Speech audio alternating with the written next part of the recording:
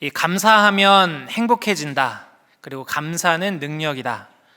이번 한 주간을 좀 이렇게 살아내면서 고백하게 되는 내용이었습니다. 지난 주일에 이제 목사님이 5월 이제 가정의 달을 맞이하면서 우리가 이제 감사의 달로 보내면 좋겠다.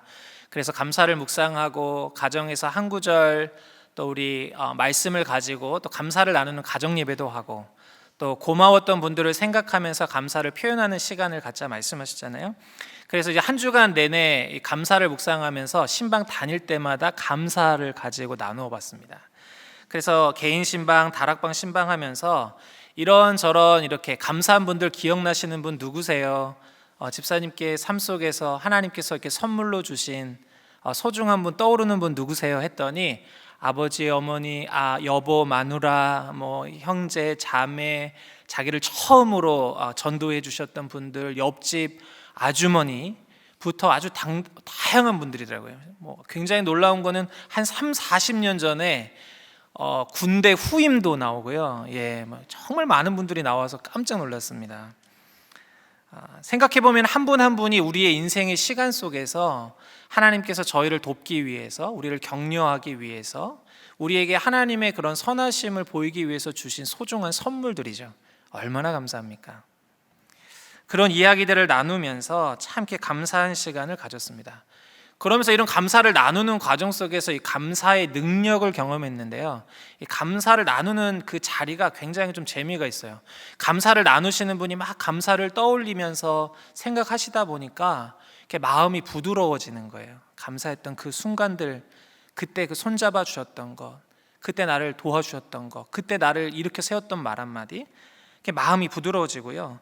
또 이렇게 다른 사람의 감사를 듣다 보니까 내 마음도 이렇게 따뜻해지는 거예요. 그렇지. 그리고 다른 분이 감사한 분에 대한 이야기를 하니까 나도 생각하지 못했던 감사했던 분들이 또 떠오르면서 감사가 더해지고 감사가 감사를 낳고요. 그리고 제가 또 유심히 본 게요, 이번 주에 이렇게 감사를 나누는 분들 얼굴 찡그리면서 감사하는 분이 없더라고요. 제가 감사하느냐 이런 분이 없고요. 감사를 나눌 때 다 눈이 하트 모양이 되고요. 그때 그 집사님, 그 순장님 이런 이야기 하시면서 얼굴이 환하게 펴지는, 감사는 참 능력이구나라는 것을 아주 생생하게 경험을 했습니다. 그러면서 이제 저도 이제 한 주간의 이제 감사를 이제 좀 생각하다 보니까 난 하나님 앞에 어떤 감사를 돌릴 수 있을까 생각하다 한 단어가 이번 주 내내 저의 마음 속에 이렇게 떠올랐는데요. 그 단어가 이 소망이라는 단어였습니다. 소망. 하나님 때문에 제가 소망을 가지고 살아왔던 그 시간들이 너무 떠오르더라고요. 하나님 때문에 소망을 갖게 하셨던 것. 로마서 4장 18절에 이런 말씀이 있는데요. 아브라함이 바랄 수 없는 중에 바라고 믿었으니 이는 내 후손이 이 같으리라 하신 말씀대로 많은 민족의 조상이 되게 하려 하심이라. 아멘. 아브라함이 나이 75세에 하나님이 그의 인생 가운데 찾아오셨습니다. 그리고 약속하셨죠. 내가 너의 씨로 말미암아 천하 만민이 복을 얻게 하겠다. 그런데 이 아브라함이 이 말씀을 하나님 앞에 받았을 때 그의 상황은 나이가 75세였어요. 그런 게 전혀 이루어질 수 없는 상황이었습니다. 절망스러운 상황이었고 소망을 가질 수 없는 그런 처지와 형편이었어요. 그런데 그런 상황 속에서 하나님이 아브라함을 부르시는 거예요. 그러더니 아브라함아 저 하늘의 무별을 봐라 하시면서 반짝이는 별을 보여주시면서 내가 이걸 이러와 같이 되게 하겠다. 그의 삶은 그랬는데 하나님이 그와 함께 하시고 하나님이 그에게 보여주시니까 그의 삶에 소망이 생긴 겁니다. 그래서 그것을 아브라함이 바랄 수 없는 중에 바라고 믿었다라고 말하는 거죠. 아브라함의 현실과 상황, 절망스러운 현실과 상황, 불가능한 상황과 현실에서 이 소망을 만난 아브라함. 그러니까 제 삶에도 이 소망의 하나님이 이번 한 주간 너무 생각이 나는 거예요. 제 절망스러웠던 상황, 저의 가정 형편, 저의 수많은 결핍, 한계들이 있어서 늘 그 자리는 어려웠는데 그 자리를 하나님이 계셔서 하나님이 함께 하셔서 하나님 때문에 그 하루하루를 살아왔고 또 이겨왔고 하나님의 인도함을 받았던 이 소망의 하나님이 너무 감사하더라고요. 신방을 할 때면 이제 성도님들이 이제 기도 제목을 함께 나누잖아요. 그래서 이야기를 하세요. 어느 분들이 이제 구두로 말씀하시기도 하고, 다락방 신방을 가게 되면 이렇게 기도 제목을 기록해서 이렇게 주시죠. 그 기도 제목을 하나하나 이렇게 보다 보면 너무나 이 심각하고 또 절박하고 절실한 기도 제목들이세요. 경제적인 어려움을 놓고 기도하시는 분, 자녀들의 방황과 갈등 때문에, 또 어떤 질병으로 인해서 고통받는 분, 그리고 어떤 가족의 구원을 위해서 기도하시는 분들. 근데 너무 이 기도 제목만 보면 너무 좀 숨 막히는 거예요. 이런 거를 끌어안고 눈물로 계시는데, 그런데 그 기도 제목들을 딱 보면서 이 소망을 생각하니까 하나님이 딱 이렇게 보이는 거예요. 근데 하나님이 그 기도 제목들 적어놓은 거 옆에 하나님을 딱 생각하니까요, 이 소망이 생기더라고요. 하나님, 모든 것의 주인 되시는 하나님께서 우리의 먹고 마시는 것으로 염려하지 마라. 무엇을 먹을까 마실까 염려하지 마라. 이건 이방인들이 구하는 것이다. 아버지께서 내가 필요한 것을 알고 계신다. 먼저 그의 나라와 의를 구하라. 그리하면 이 모든 것을 너에게 더하시리라. 하나님 약속하셨잖아요. 하나님 정말 채우시고 도와주세요. 먹고 마시는 것으로 근심하지 않게 해주세요. 근데 하나님 그렇게 하실 것 같아. 소망이 생기는 거죠. 자녀들의 문제, 방황, 갈등 막 있어서 기도 제목을 놓으면 하나님께서 그 하나님과 함께 그걸 보게 되니까, 하나님 사람의 힘과 부모의 힘으로는 할 수 없지만 하나님이 이 자녀 사랑하심을 믿습니다. 하나님이 이 자녀의 인생을 붙잡고 계신 걸 믿습니다. 하나님께서 이 자녀를 마침내 선하게 인도하실 걸 믿습니다. 하나님이 보이니까 소망이 생기는 거예요. 질병으로 인해서 고통 가운데 있는 분도 그 기도 제목 앞에 하나님이 다 함께 보이니까, 치료의 하나님, 여호와 라파의 하나님, 하나님 치유하여 주옵소서, 회복시켜 주옵소서, 마음의 평안을 주옵소서. 이게 소망이 생기고요. 가족 구원을 위해 오랫동안 기도하셨던 분들, 주님 사람의 힘으로 되지 않는 거 믿습니다. 그런데 하나님은 하실 줄 믿습니다. 막 소망이 넘치는 거예요. 여러분, 마음이 막 지금 너무 소망이 넘치지 않으세요? 너무 좋잖아요. 우리의 소망 되신 하나님을 찬양합니다. 이번 주 내내 이렇게 좀 감사하면서 이 소망의 하나님을 고백했어요. 시편 71편 14절 말씀은 이렇게 고백하죠. 나는 항상 소망을 품고 주를 더욱더욱 찬송하리다. 나는 항상 소망을 품고. 왜요? 하나님 때문에. 하나님 때문에 나는 항상 소망을 품고 더욱 주를 찬송하리다. 오늘 우리의 바랄 수 없는 삶의 문제를 가지고 여러분께 이 시간 나오셨잖아요. 우리가 그 문제를 가지고 나아가서 그 문제와 넘어서 그 문제와 함께 하시는 하나님을 바라보면서 소망과 새 힘을 얻는 귀한 이 밤 되시기를 예수님의 이름으로 축복합니다. 이런 소망의 하나님, 이게 바라보면 참 감사가 넘치는데요. 그런데 우리가 이렇게 소망을 품고 살아가는 우리의 인생 여정 속에 만나는 장애물이 있습니다. 그 장애물이 무엇이냐면 바로 하나님의 거절이라는 것입니다. 때로는 우리가 이렇게 소망 가지고 기도하는데 하나님이 기도에 응답하시지 않는 것입니다. 하나님이 때로는 침묵하시는 거예요. 너무 절박한 상황인데 하나님이 내버려 두시는 겁니다. 여러분, 거절을 당하는 건 이게 상처잖아요. 우리에게 상처죠. 우리는 거절 때문에 넘어집니다. 하나님 앞에 이런 거절을 받으면 우리가 하나님을 의심하죠. 우리의 마음이 냉랭해집니다. 심지어 하나님이 정말 살아계시는 거 맞나? 사랑하시는 거 맞나? 의심하게 되고 하나님을 부인하게 되죠. 이번 주 신방을 하면서 제가 여러 번 중복적으로 받았던 내용이 이런 내용이에요. 목사님, 우리 자녀들을 위해서 기도해 주세요. 예전에는 우리 자녀들이 교회를 정말 잘 출석했는데 하나님 앞에 기도했는데 하나님이 기도에 응답을 안 해주셨다는 거예요. 하나님이 그 기도를 응답 안 해주셔서 아이들이 상처를 받고 그때 이후로부터 교회를 안 나간다는 거죠. 하나님이 살아계신지 모르겠다고, 하나님 날 사랑하시는지 모르겠다고. 그래서 그 이후로부터는 하나님과 담 쌓고 살아가는 시간이 꽤 됐다는 거예요. 하나님 몇 년이 됐어요? 수년이 됐어요. 여러분, 비단 우리 자녀들뿐만이겠습니까? 우리가 성인이 된 우리 장년들도, 그리고 노년도 마찬가지죠. 하나님이 우리가 구하고 바라고 기도하는 것에 대해서 하나님이 거절하실 때 그 하나님의 거절을 마주하는 그 순간은 우리에게 너무 큰 실망과 상처를 가져다 줍니다. 하나님은 정말 우리를 사랑하신다고 하셨는데, 하나님은 우리를 사랑하셔서 독생자 예수 그리스도를 내어주시기까지 사랑하셨다고 하는데, 왜 그 사랑의 하나님이 우리의 기도에 응답하시지 않는 것이냐? 왜 나의 기도를 거절하시는 것이냐? 묻게 되고요, 따지게 되고요, 때로는 불평하고 원망하게 되는 게 바로 우리들이지요. 그렇다면 이처럼 우리가 생각하지도 못한 이런 하나님의 거절을 만났을 때 우리는 어떻게 이 거절의 아픔을 극복할 수 있을까요? 그것을 이겨내며 살아갈 수 있을까요? 오늘 우리 성경 말씀 속에서, 우리 하나님의 말씀이 성경 말씀 속에서 그 길을 찾고 함께 좀 기도하고자 합니다. 오늘 말씀의 배경을 좀 보겠는데요, 마태복음 15장 21절 22절입니다. 우리 한 목소리로 같이 한번 읽어볼까요? 함께 읽겠습니다. 예수께서 거기서 나가사 두로와 시돈 지방으로 들어가시니 가나안 여자 하나가 그 지경에서 나와서 소리질러 이르되 주 다윗의 자손이여 나를 불쌍히 여기소서 내 딸이 흉악하게 귀신 들렸나이다 하되. 한 여인이 예수님을 찾아왔습니다. 이 여인은 가나안 여인이라고 오늘 가나안 여자였다고 기록하고 있습니다. 이방인이었죠.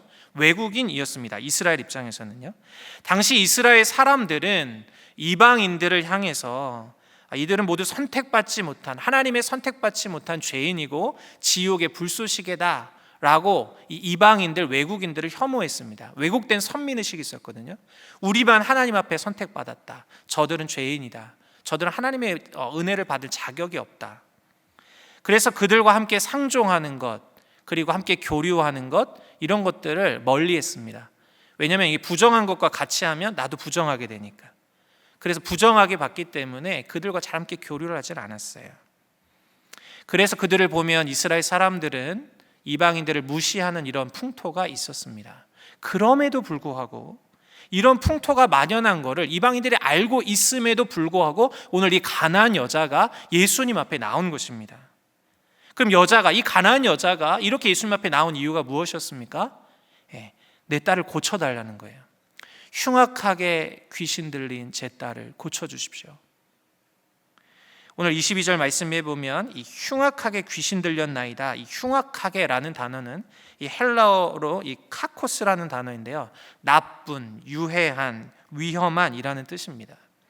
그러니까 이 여자의, 가나안 여자의 딸에게 귀신이 들려서 이 자신에게도 굉장히 상해하고 위험하고 그랬을 뿐만 아니라 주변 사람들도 위험하고 안 좋은 해를 끼치고 이런 행동들을 하는 양상이 나타나서 아주 고통스러운 삶을 살고 있었다는 것을 우리가 가늠해 볼 수 있습니다. 그래서 이 딸을 고쳐달라는 거죠.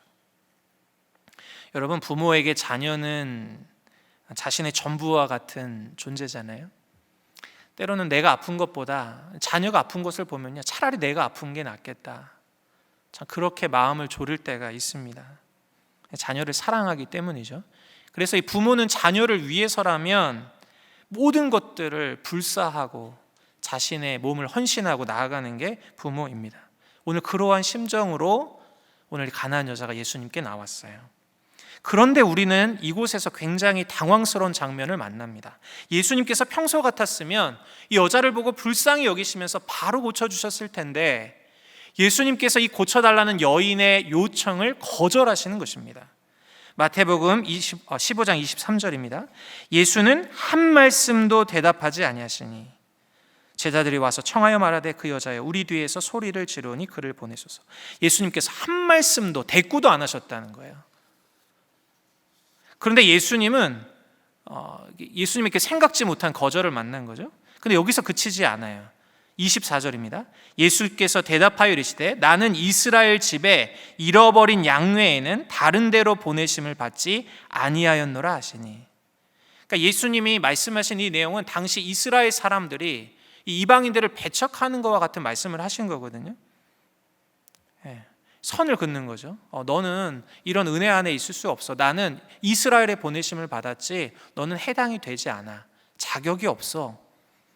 이렇게 배제하시는 것 같은 말씀을 하시는 거예요. 이게 얼마나 마음이 아팠겠어요? 그런데요, 그 다음은 더 충격적이에요. 26절 말씀입니다. 대답하여 이르시되 자녀의 떡을 취하여 개들에게 던짐이 마땅하지 아니하니라. 자녀의 떡을 취하여 개들에게 던짐이 마땅하지 아니하니라. 당시 이스라엘 사람들이 이렇게 개 취급했던 이방인을 향한 그 언어를 그대로 가지고 오셔서 이 여인에게 말씀하시는 거예요. 여러분, 예수님 좀 너무하시지 않았어요? 다들 되게 심각하게, 그죠? 예. 예수님 참 너무하신 것 같아요. 이 가나안 여인의 기도가 잘못됐나요? 내 딸을 고쳐달라고. 예수님, 정말로 귀신 들려서 고생하고 있는, 고통 중에 있는 제 딸을 고쳐주십시오. 엄마가 사랑하는 딸을 고쳐달라고 하는 기도가 욕심의 기도인가요? 아니잖아요. 잘못된 기도였나요? 아니었잖아요. 그런데 예수님은 생각지도 못하는, 정말 상상도 못했던, 우리가 예상하지 못했던 그런 거절을 하시는 것입니다. 야속하게 한마디 말씀도 없으셨고 넌 자격 없어 라고 말씀하시는 것처럼 이야기하시고, 심지어 모멸감을 가질 정도로 너무나 매몰차게 말씀하시는 것이었습니다. 그런데 오늘 성경은 예수님이 이런 일을 하셨다는 거예요. 그리고 여러분, 우리가 느끼는 삶에서 만나는 게 뭐예요? 마치 하나님이 이렇게 하시는 것과 같은 이런 하나님의 거절을 만난다는 겁니다. 우리들도 하나님의 침묵을 만나기도 하고, 넌 자격 없어. 다른 사람들에게는 다 하나님이 호의를 베풀고 기도에 응답을 주시고 좋은 것을 주시는 것 같은데 나만 제외된 것 같은, 왜 하나님 내 기도는 안 들어주세요? 마치 내가 이렇게 배제된 것 같은 이런 느낌을 받을 때도 있고요. 때로는 하나님이 너무나 고통 가운데 이렇게 모멸감을 받는 것처럼 이러한 하나님의 거절을 만날 때가 있다는 것이죠. 여러분, 그렇다면 예수님은 도대체 왜 이렇게 행동하셨을까요? 예수님은 도대체 왜 이렇게 행동하셨던 것일까요? 바로 오늘 이 질문에 대한 답이 우리가 마주하는 이런 거절에 대한 상처를 극복하는 열쇠가 됩니다. 자, 그렇다면 우리가 생각하지 못한 하나님의 거절을 만났을 때 우리가 기억해야 할 것, 첫 번째, 거절에는 선한 이유가 있다는 것입니다. 우리가 기억해야 되는 것, 거절에는 선한 이유가 있다는 것입니다. 여러분, 요한복음 6장 37절에는 예수님이 이렇게 제자들에게 말씀하셨어요. 아버지께서 내게 주시는 자는 다 내게로 올 것이요 내게 오는 자는 내가 결코 내쫓지 아니하리라. 아멘. 한 번 더요. 아버지께서 내게 주시는 자는 다 내게로 올 것이요 내게 오는 자는 내가 결코 내쫓지 아니하리라. 아멘입니다. 예수님은 예수님께 나온 자를 내가 결코 내쫓지 않겠다고 말씀하셨어요. 그리고 예수님은 실제로 그렇게 하시는 분이었죠. 그렇다면 오늘 예수님의 행동은 어떻게 해석해야 되는가? 예수님의 행동에는 오늘 의도가 있었다는 거예요. 이유가 있었다는 것입니다. 선한 이유가 있었다는 거예요. 그렇다면 그 이유는 무엇일까요? 일단 결론적으로 보면 오늘 이 가나안 여자의 믿음을 드러내 보이고자 하셨던 것입니다. 마태복음 15장 28절 말씀을 우리 같이 한번 한 목소리로 읽겠습니다. 함께 읽지요. 시작. 이에 예수께서 대답하여 이르시되 여자여 내 믿음이 크도다. 내 소원대로 되리라 하시니 그때로부터 그의 딸이 나으니라. 아멘. 네. 여자여 내 믿음이 크도다. 오늘 이 말씀의 결론 부분에 예수님이 여자의 믿음을 칭찬하고 계세요. 예수님은 이 여자의 믿음을 드러내고자 하셨던 거죠. 그렇다면 여러분, 이 가나안 여자가 예수님과의 대화의 거절 속에서 보여준 믿음은 어떤 믿음입니까? 예수님이 우리 딸을 반드시 고쳐주실 것이라는, 우리 딸을 반드시 구원해 주실 거라는 믿음이었죠. 그리고 나는 이방인으로서 아무런 자격이 없지만 내가 하나님의 사랑과 은혜와 어떤 호의를 받을 나는 자격이 전혀 없는 사람이지만 그럼에도 불구하고 예수님께서 우리의 딸을 구원해 주실 것이라는 믿음, 그리고 누가 뭐라고 한다 할지라도 오직 예수님만이 내 딸을 구원해 주실 수 있다는 믿음, 오늘 예수님과의 거절의 대화 속에서 우리는 이 여자의 이 믿음을 볼 수가 있습니다. 예수님은 이 여자의 믿음을 드러내 보이고 싶으셨던 거죠. 근데 놀라운 것은요, 예수님이 이런 여자의, 이 가난한 여자의 믿음을 미리 아셨다는 겁니다. 미리 아셔서 그 믿음을 더욱더 드러내고자 하셨다는 거죠. 그러면 그것을 어떻게 알 수 있을까? 이게 마태복음 15장 22절에 그 내용이 기록되어 있어요. 제가 읽겠습니다. 가난한 여자 하나가 그 지경에서 나와서 소리질러 이르되 주 다윗의 자손이여 나를 불쌍히 여기소서 내 딸이 흉악하게 귀신 들렸나이다 하되, 이방인 여자의 입에서 예수님을 지금 무엇이라고 부르고 있나요? 주 다윗의 자손이여, 이렇게 부르고 있습니다. 여러분, 주 다윗의 자손이여 라는 말은 예수님이 하나님께서 약속하신 대로 오신 구원자라는 호칭이에요. 구약 시대 때부터 하나님이 장차 메시아를 보내줄 것이다, 구원자를 보내줄 것이다, 그 구원자는 다윗의 자손으로 올 것이다 라는 지식을 이 여인이 가지고 지금 예수님을 그렇게 부르고 있는 거죠.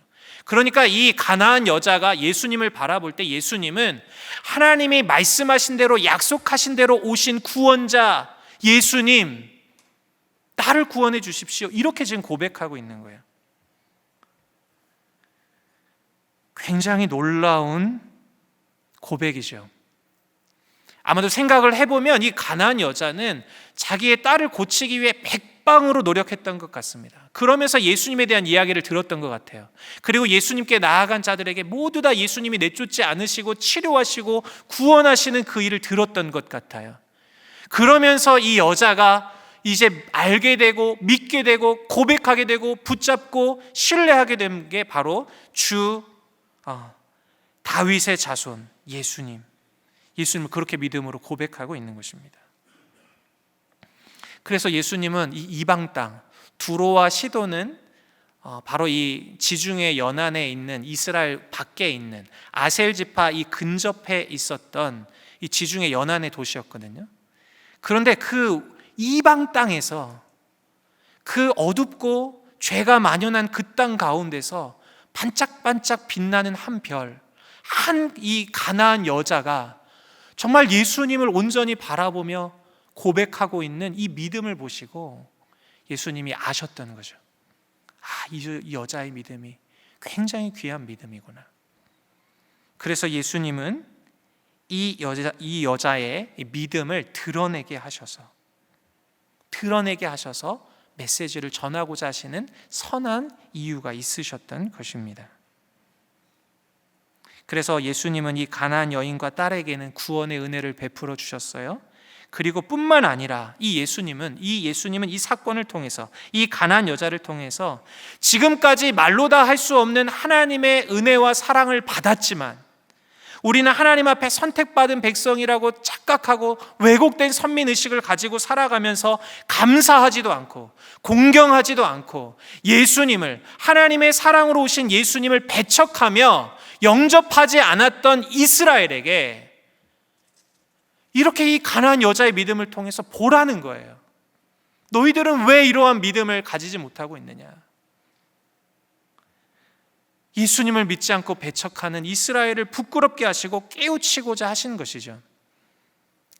예수님은 그래서 이런 의도를 가지고 이 여자의 간청에 대해서 거절하셨던 것입니다. 하나님의 거절에는 여러분 선한 이유가 있습니다. 오늘 그 메시지를 우리에게 말씀하고 계세요. 이찬수 목사님과 이렇게 회의를 하다 보면 좀 그 당황스러운 일을 아주 많이 빈번히 경험합니다. 특별히 목사님과 회의를 하다 보면 이찬수 목사님이 정말 예상치 못한 이렇게 질문이나 이걸 하세요. 저는 이렇게 표현합니다. 목사님이 가끔 판을 흔들어 놓는, 이렇게 회의를 하실 때 판을 흔들어 놓으실 때가 있어요. 잘 준비한 계획서를 가지고 목사님 이번 주일은 이렇게 하고 이런 거 좀 이렇게 하면 좋겠습니다, 이걸 제안 드립니다. 딱 그러면 목사님이 이렇게 말씀하십니다. 이거 꼭 해야 되니? 이게 무슨 거예요? 또 어느 때는 딱 이렇게 가면 이거 안 해도 되지 않니? 이렇게 또 판을 흔들어 놓으세요. 우리 교회는 그 유명한 명언이 있잖아요. 목회는 생물이다. 이번 주일에 할지 안 할지 정말 정말 이게 생생하게 판을 흔들어 놓으세요. 너무 좋은 제안 갖고 좋은 계획이고 의견을 잘 수렴해서 만든 계획인데 어느 때는 이것을 돌려보내세요. 거절하세요. 그리고 굉장히 강하게 이 반론을 제기하세요. 어느 때는 그냥 돌려보내세요. 다음에 얘기하자 이렇게. 제가 처음에 우리 분당우리교회 와서 제일 많이 상처받았던 것 중에 하나였습니다. 그럴 때 너무 속상하잖아요. 밤새 고민하고 준비하고 막 같이 회의하고 해서 갔는데 기분이 안 좋죠. 거절당하면. 때로는 막 침울해집니다. 그런데 이렇게 좀 시간을 지나면서 알게 됐어요. 이천수 목사님이 이렇게 회의 때 거절하신 거에는 이게 선한 이유가 있다는 것을 깨닫게 됐습니다. 너 정말 치열하게 고민하고 온 거 맞니? 너 이렇게 다양한 성도들의 의견을 들어보고 생각해 본 건 맞니? 너 이 제안이 정말 일상 속에서 치열한 삶을 살다가 지쳐서 예배도 간신히 드리는 홍길동 집사님이 이것을 봤을 때 정말 신앙에 유익이 있고 도움이 될 만한 것들이니? 너 이렇게 깊이 생각해 봤니? 이런 의도로 자꾸 그 판을 흔드시는 거죠. 우리가 더욱 깊이, 그리고 우리가 더욱더 넓게 생각할 수 있도록 우리를 그런 방식으로 지도해 가시는 거예요.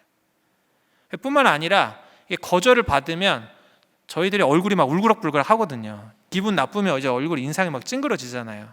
막 낙심하면은 막 이렇게 침울해지기도 하고. 그럼 그걸 또 살피세요.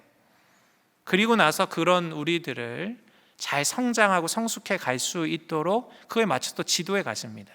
얘가 너무 낙심했네? 그럼 불러서 또 격려해 주시고, 얘는 아직 좀 멀었다 그러면 더 기다리시고, 다양하게. 그래서 요즘에는 목사님이랑 이렇게 회의할 때 판을 흔들어 놓으셔도 거절당해도 아프지 않습니다. 거절에도 좀 두려움이 사라졌어요. 만약에 그렇게 되면 다시 한번 살피는 기회로 삼습니다. 다시 한번 더 생각해 보자.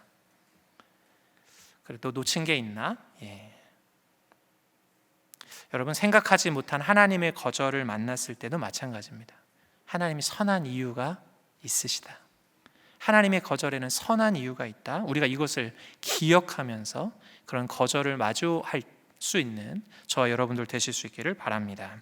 두 번째로요, 생각하지 못한 거절을 만났을 때 우리가 기억할 것 두 번째는 거절은 과정이다라는 것입니다. 거절은 과정이다. 오늘 마태복음 15장 28절 보면요, 이에 예수께서 대답하여 이르시되 여자여 내 믿음이 크도다 내 소원대로 되리라 하시니 그때로부터 그의 딸이 나으니라. 예수님은 결국 이 가난 여자의 청을, 기도를 응답해 주시죠. 부르짖음에 응답을 해 주셨습니다. 사랑하는 딸이 흉악한 귀신으로부터 자유하게 되는 이 구원을, 그 기쁨을, 그 환희를 허락해 주셨어요. 그런데 여러분, 이러한 과정이 있기까지, 이 기쁨을 만나기까지, 이 선한 이유가 성취되기까지 이 거절이라고 하는 것은 과정이었습니다. 예수님의 침묵하시는 시간, 예수님이 냉대하시고 제외하시는 것 같은 시간, 예수님의부터 이 모멸감을 느끼는 것 같은, 이해할 수 없는 그러한 시간은 이러한 기쁨과 이러한 구원과 이런 환희를 만나는 이 끝을 위한 과정이었다는 거죠. 이러한 과정을 지난 후에 마침내 계획하신, 예수님이 의도하신 그 놀라운 계획이 이루어진 것입니다. 리처드 펜튼과 안드레 왈츠가 쓴 거절은 나를 다치게 하지 못한다라는 책이 있는데요, 이 책의 표지에는 이런 글귀가 적혀 있습니다. 예스가 목적지라면 노는 그곳에 도달하는 방법이다. 다시 한번요, 예스가 목적지라면 노는 그곳에 도달하는 방법이다. 그러니까 거절을 만났을 때 이건 하나의 방법이고 목적지를 향한 방법이고 과정이라는 것을 인식하라는 거예요. 우리가 일반적으로 거절이다 하면 그게 끝이다 라고 생각하는 거절에 대한 부정적인 인식을 바꾸라는 것입니다. 거절은 과정이다. 얼마 전 제가 이 새벽 예배 설교를 하는 차례가 있었는데요. 그때 그 말씀을 보다가 우리를 향해서 하나님이 놀라운 계획을 가지고 계시다, 이런 말씀을 좀 나눈 적이 있어요. 그때 제가 하나님의 계획이라고 하는 God's plan이라고 하는 그림을 이렇게 이야기로 말로 이렇게 설명을 해드렸는데, 오늘은 그 그림을 한번 보여드리고 싶습니다. 한번 그림 보여주시겠어요? 잘 보이시나요? 위에는 My plan이라고 돼 있어요. 나의 계획이라고 하는 거죠. 우리가 하나님 앞에 기도하고 뜻을 구하고 하나님 평탄케 하시고 형통한 길 주옵소서 할 때는 이렇게 우리 가운데는 이렇게 일직선상에 평탄한 길을 우리는 기대하고 소망하면서 하나님 앞에 기도합니다. 그런데 God's plan, 하나님의 계획은 좀 달라요. 그림 보이시나요? 가다 보면 물 웅덩이도 있고요, 바위와 자갈이 가득한, 그래서 정말 헤어나올 수 없는 그런 웅덩이도 있고요, 오르막도 있고 내리막도 있고요, 숲풀도 있고요, 비바람이 치고 있는 깊은 아주 절벽 같은 곳도 있습니다. 근데 이게 모두 이것을 지나고 났을 때 하트, 하나님이 우리를 향하신 이런 사랑의 계획, 선한 계획을 보게 된다는 거죠. 근데 여러분, 이 앞에 있는 과정을 만날 때 우리가 마주하는 건 뭐예요? 하나님의 거절이죠. 하나님 왜 이렇게 하세요? 평탄한 길 주셔야 되는데 왜 이런 걸 만나게 하세요? 이 웅덩이는 무엇이죠? 하나님 왜 이렇게 나에게 시련을 주시죠? 하나님 이렇게 기도하는데 하나님 왜 이것을 피하지 않게 하시는 거예요? 왜 이곳에서 벗어나지 못하게 하시는 거예요? 기도하는데 하나님 이걸 지나게 하세요. 하나님의 이런 거절을 만납니다. 그런데 여러분, 이것이 이러한 과정을 지나고 마침내 하나님께서 우리의 그 기쁨의 날, 하나님의 선하신 계획의 뜻을 발견하게 하시는 그 날이 이런 과정을 지나고 나서 있다는 것이죠. 거절을 통과한 후에 있다는 것입니다. 저기 글에 그 아래에 적혀 있는 이 글귀가 있어요. 밑에 글귀가 이런 것이죠. God has a perfect plan for your life. 하나님께서는 당신을 위해 완벽한 계획을 가지고 계십니다. 놀라운 계획이 아니라 perfect plan, 완벽한 계획을 가지고 계시다. 하나님이 그 계획을 하나님께서 계획하셔서 그 과정을 우리를 인도해 가고 계시다는 것입니다. 그 과정에 때로는 침묵도 놓으시고 때로는 냉대도 놓으시고 때로는 모멸감을 느끼는 것 같은 이해할 수 없는 그러한 자리를, 과정을 지나게 하신다는 것입니다. 그리고 그 과정을 지난 후에 우리는 기쁨을 만나는 것이죠. 이사야 55장 9절은 이렇게 말씀합니다. 이는 하늘이 땅보다 높음같이 내 길은 너희의 길보다 높으며 내 생각은 너희의 생각보다 높음이니라. 아멘. 우리의 생각과 하나님의 생각이 다르다는 겁니다. My plan과 God's plan, 나의 계획과 하나님의 계획이 다르다는 것이죠. 이번 주에 제자훈련 시간을 하면서 예수님의 십자가의 죽으심에 대해서 살펴보는 시간을 가졌습니다. 이곳에 제자훈련생들 많이 계시죠? 우리를 위해 찢기시고 우리를 위해 상하시고 십자가에서 그 말할 수 없는 그 육체적인 고통을 당하셨던 예수님 뿐만 아니라 십자가에서 발가벗겨져서 모든 사람이 손가락질하는 하나님의 저주를 받은 수치와 조롱과 모멸과 멸시를 받으셨던 예수님, 그 예수님께서 십자가에 마지막 달려 돌아가실 때 하셨던 말씀이 무엇이었습니까? 마태복음 27장 46절, 우리 한 목소리로 함께 읽어보겠습니다. 함께 읽죠. 시작. 제9시쯤에 예수께서 크게 소리질러 이르시되 엘리 엘리 라마 사박다니 하시니 이는 곧 나의 하나님 나의 하나님 어찌하여 나를 버리셨나이까 하는 뜻이라. 아멘. 나의 하나님 어찌하여 나를 버리셨나이까. 죄 없으신 예수님이 우리의 죄를 대신 지셔서 죄인이 되셨습니다. 그래서 죄인이 되신 예수님을 하나님이 외면하세요. 부르짖는데 얼굴을 돌리시는 거예요. 예수님이 부르짖는데 하나님이 침묵하시는 것입니다. 예수님이 부르짖는데 하나님이 내버려 두시는 거예요. 그 모멸과 이해할 수 없는 그 버림을 예수님도 당하시는 것입니다. 왜 예수님이 그러셨습니까? 히브리서 12장 2절, 믿음의 주여 또 온전하게 하시는 이인 예수를 바라보자. 그는 그 앞에 있는 기쁨을 위하여 십자가를 참으사 부끄러움을 개의치 아니하시더니 하나님 보좌 우편에 앉으셨느니라. 아멘. 우리 예수님 십자가에서 아무런 자격 없는 죄인들이 이 십자가라는 과정을 내가 지나면, 통과하면 믿음으로 하나님과 화목하게 되어서 하나님의 자녀가 되고 하나님과 함께 할 수 있는 그 구원의 길이 열리는 것, 그런 하나님의 뜻이 이루어지는 그 기쁨을 바라보신 것입니다. 그래서 예수님께는 이해할 수 없는 십자가가 과정이었어요. 이 힘든 십자가가 예수님의 과정이었죠. 그 험한 십자가에서 예수님은 그 기쁨을 위한 그 과정을 감당하셨던 것인 것입니다. 사랑하는 성도 여러분, Trust God, 하나님을 신뢰하십시오. 우리를 향하신 완벽한 하나님의 계획이 있음을 믿고, 때로는 우리가 이해할 수 없는 상황을 맞닥뜨린다 할지라도 하나님, 내가 주님을 신뢰합니다, 우리의 믿음을 고백하며 나아갈 수 있는 저와 여러분들 되실 수 있기를 축복합니다. 오늘 이 가나안 여인이 보여줬던 그 믿음입니다. 내게 하나님이 침묵하시는 것 같은 그 시간을 지날 때도 이것도 과정이다. 하나님께서 나를 향한 계획을 지금도 이루어가고 계신다. 너 내가 침묵해도 나 믿고 따라올 수 있겠니? 너 다른 사람들은 다 응답하는 기쁨이 있지만, 너에게 아무런 일이 지금은 일어나고 있지 않지만 너 그래도 나를 믿고 나를 따라올 수 있겠니? 너 지금은 너가 이해할 수 없고 감당할 수 없겠지만, 네가 다 이해할 수 없겠지만 그럼에도 불구하고 나를 믿고 너 나를 따라올 수 있겠니? 네, 주님, 제가 이 과정이, 이 시간이 내게는 다 이해가 되지 않지만 주님을 신뢰합니다. 주님, 저에게 주어진 이 시간이 하나님의 완벽하신 계획을 이루어 가시는 과정임을 믿습니다. 주님, 이겨나갈 힘을 주옵소서. 그렇게 우리 신뢰함으로 우리의 믿음을 고백하며 주님 앞에 나아갈 수 있는 우리 모두가 될 수 있기를 예수님의 이름으로 축복합니다.